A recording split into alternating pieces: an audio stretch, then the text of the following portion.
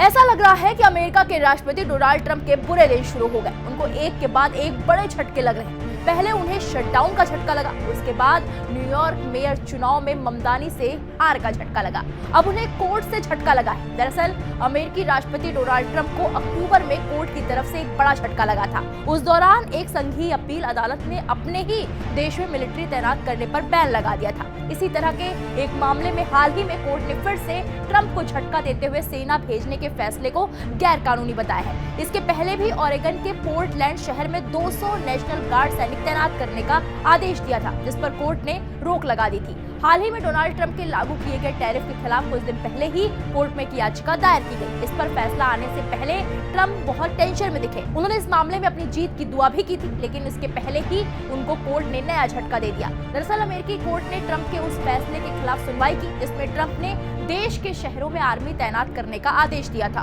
Court ने इस फैसले को गैर कानूनी ठहरा दिया है। अमेरिकी जिला न्यायालय की न्यायाधीश कैरिन इमरकुट ने 106 पन्नों की अपनी राय में मामले के तथ्यों को रेखांकित किया और निष्कर्ष निकाला कि ट्रंप प्रशासन ने अमेरिकी संहिता के 10वें संशोधन और शीर्षक 10 सेक्शन 12406 दोनों का उल्लंघन किया है। इमरकुट ने कहा, सबूत दिखाते हैं कि ये तैनाती, जिन पर ओरेगन के गवर्नर ने आपत्ति जताई थी और आईसीई भवन की सुरक्षा के प्रभारी संघीय अधिकारियों ने अनुरोध नहीं किया था, राष्ट्रपति के अधिकार क्षेत्र से बाहर थी। ये फैसला इमरकुट ने 3 दिवसीय सुनवाई के दौरान गवाही सुनने और 2 नवंबर को एक प्रारंभिक इंजंक्शन जारी करने के बाद आया है, जिसमें 7 नवंबर की शाम 5 बजे तक सैनिकों की तैनाती पर रोक लगा दी गई थी। अमेरिकी संहिता के शीर्षक 10 धारा 12406 का प्रासंगिक भाग कहता है कि राष्ट्रपति सैनिकों को संघी कर सकते हैं जब विद्रोह का खतरा हो या फिर नियमित बलों का उपयोग करके कानूनों को लागू नहीं किया जा सकता हो। अब ट्रंप प्रशासन को न्यायाधीश इमरकुट के इस फैसले के खिलाफ अपील किए जाने की उम्मीद है। इस बीच ओरेगन के सैनिक अगले 2 हफ्तों तक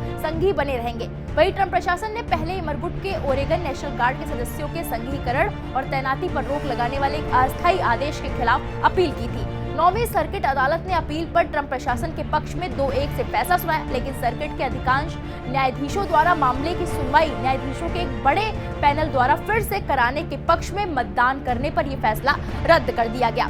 400 नेशनल गार्ड सैनिक, जिनमें से 200 ओरेगन और 200 कैलिफोर्निया से हैं, 1 महीने से भी ज्यादा समय से ओरेगन सैन्य ठिकानों पर तैनात होने का इंतजार कर रहे हैं, क्योंकि कानूनी कार्रवाई जारी है। बताया जा रहा है कि इमरकुट के फैसले में जो खुलासा हुआ उसमें ये भी शामिल था कि ट्रंप प्रशासन ने स्वीकार किया कि इमरकुट के तैनाती रोकने के बाद भी नेशनल गार्ड सैनिक आईसीसी सुविधा में मौजूद थे। ओरेगन के अटॉर्नी जनरल डैन रेफिल्ड ने एक बयान में कहा कि इमरकुट का फैसला एक बड़ी जीत है। उन्होंने कहा, अदालतें इस प्रशासन को सच्चाई और कानून के शासन के प्रति जवाबदेह ठहरा रही हैं। शुरू से ही ये मामला ये सुनिश्चित करने के बारे में था कि कानून को कैसे लागू किया जाए, ये राजनीतिक सनक के बजाय तथ्यों पर आधारित हो। आज का फैसला उस सिद्धांत की रक्षा करता है। अब अमेरिका में राष्ट्रपति डोनाल्ड ट्रंप और न्यायाधीश कैरिन जे इमरकुट चर्चा में बने हुए हैं, क्योंकि न्यायाधीश कैरिन ट्रंप के फैसलों पर कोर्ट की मुहर लगाने से इनकार कर रही है। अब सवाल उठता है कि इमरकुट कौन है जिसके सामने ट्रंप की नहीं चल पा रही है। तो बता दें, इमरकुट ओरेगन 64 साल की है। उनके पास न्यायिक प्रणाली में दशकों का अनुभव है और वो लंबे समय से कार्यरत कानूनी पेशेवर है। उनका जन्म न्यूयॉर्क के ब्रुकलिन में हुआ था। उन्होंने